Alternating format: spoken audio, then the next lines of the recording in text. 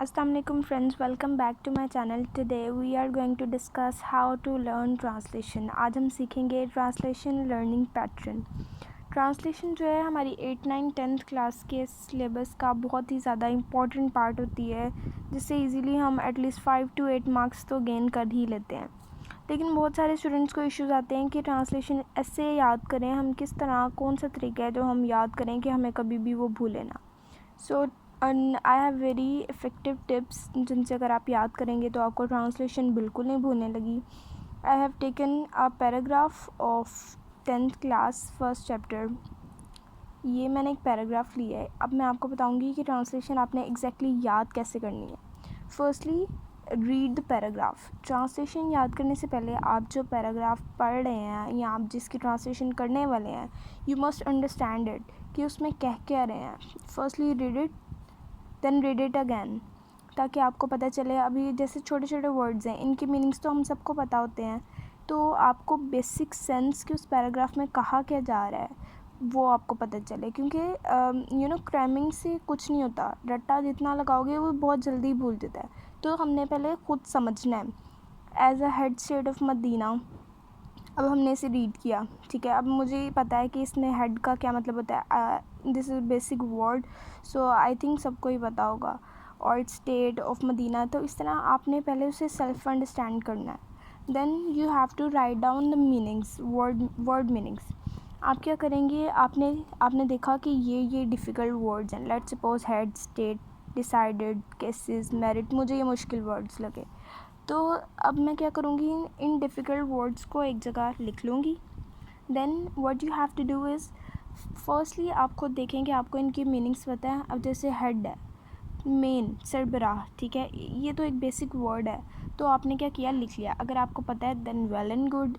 अगर नहीं पता तो उसे ढूंढे, सर्च. जब आप रिसर्च करते हैं ना, रिमेंबर, आपको वो चीज़ कभी भी नहीं भूलती. जब आप स्पेशल किसी काम के लिए एफ़र्ट करते हो ना, तो फिर वो चीज़ आपके माइंड में बैठ जाती है, सेटल डाउन हो जाती है, आपकी लॉन्ग टर्म मेमोरी में चली जाती है, फिर वो आपको कभी भी नहीं भूलेगी.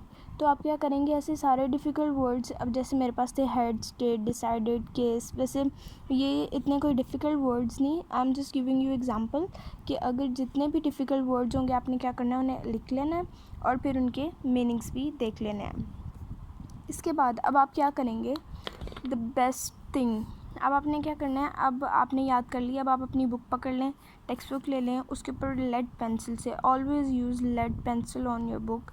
अब क्या कर लें, अब ये पैराग्राफ है, इन वर्ड्स पे मीनिंग्स लिखने शुरू कर दें. अब जैसे हेड था, सरबराह, स्टेट, रियासत,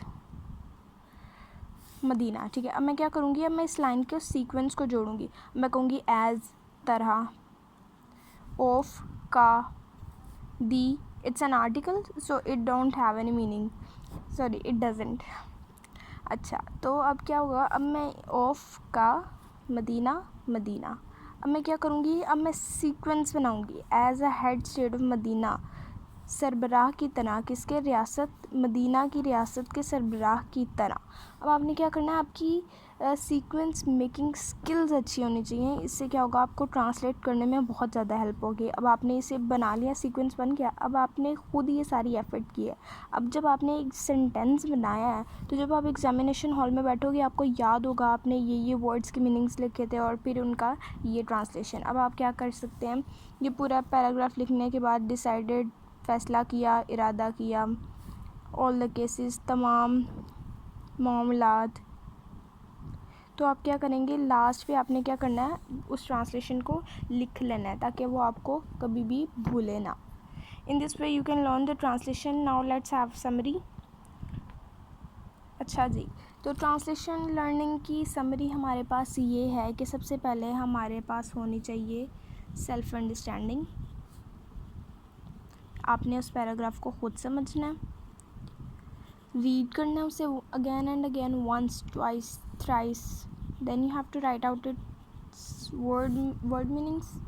फिर आपने सीक्वेंस बनाना है. रिमेंबर, आपने वर्ड्स की मीनिंग्स लिख लिए, याद कर लिए. उसके बाद आपने सीक्वेंस बनाना है, सेंटेंस बनाने हैं, ठीक है. उसके बाद हम करेंगे हम उससे लिख लेंगे ट्रांसलेशन को in a paragraph, in the form of a paragraph हम उसे ट्रांसलेट कर लेंगे। And remember, always make notes. अगर आपको ट्रांसलेशन याद नहीं होती तो सबसे अच्छी चीज़ है कि इन सब टिप्स को फॉलो करते हुए आप क्या बनाएं, नोट्स बनाएं।